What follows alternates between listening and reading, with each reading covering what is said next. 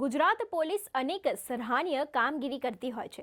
તેવામાં આજે ફરી એક વખત સરાહનીય કામગીરી કરવામાં આવી છે, જેમાં એક પોલીસ કર્મચારીઓએ ભેગા મળીને જેટલા પણ લોકોના ફોન ચોરાયા હતા તેને પરત કરવામાં આવ્યા છે અને આજે આના માટે એક પ્રોગ્રામનું આયોજન કરવામાં આવ્યું છે। નમસ્કાર, આપ જોઈ રહ્યા છો ન્યૂઝ ફોર ઇન્ડિયા અને આપણી સાથે હું છું હંસી। આજે આપણી સાથે જોડાયા છે પીઆઈ ઝાલા સર। સર, આજે જે સવારે ફંક્શન રાખવામાં આવ્યું હતું તો તે શેના માટે રાખવામાં આવ્યું હતું?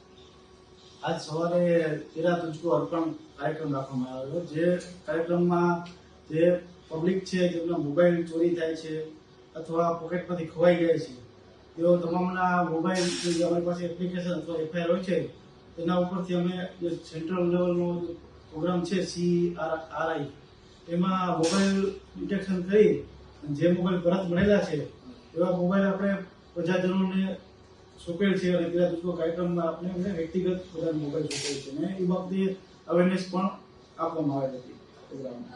સર, કેટલા મોબાઈલ તમે પાછા આપ્યા છે અને કઈ રીતનું એનું કાર્યક્રમનું આયોજન કર્યું?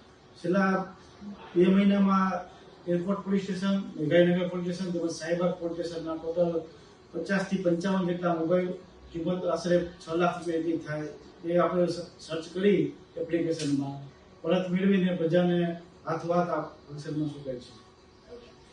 સર, કેટલા પોલીસ લોકો આમાં જોડાયા હતા અને કેવી રીતે આખી કામગીરી કરવામાં આવી હતી જેથી કરીને લોકોને એમની વસ્તુ પરત મળી રહે? માનનીય સીપી સાહેબને અમને માર્ગદર્શન આપેલું હતું કે જે CRI પોર્ટલ ચાલુ થયેલ છે તેમાં જે મિસિંગ થાય છે મોબાઈલ, તો તમામ મોબાઈલને આપણે મેક્સિમમ સેલ બનાવી ઓપરેટરની નિમણૂક કરી એનું સુપરવિઝન કરીને પરત મેળવવા, જે આધારે દરેક પોલીસ સ્ટેશનમાં એક કોન્સ્ટેબલ, એક ASIની નિમણૂક કરવામાં આવી હતી આના પોર્ટલ માટે, જેનામાં કામગીરી કરી તમામ મોબાઈલ પરત મેળવી અને આજ રોજ સોંપવામાં આવ્યા હતા। જે પ્રમાણે વાત કરવામાં આવી કે જે લોકો હતા તેમને પોતાના મોબાઈલ અને તેની જે સામગ્રી હતી તેને હાથોહાથ આજે પરત કરવામાં આવી છે। કેમેરામેન રાહુલ સાથે હંસની ન્યૂઝ ફોર ઇન્ડિયા, અમદાવાદ।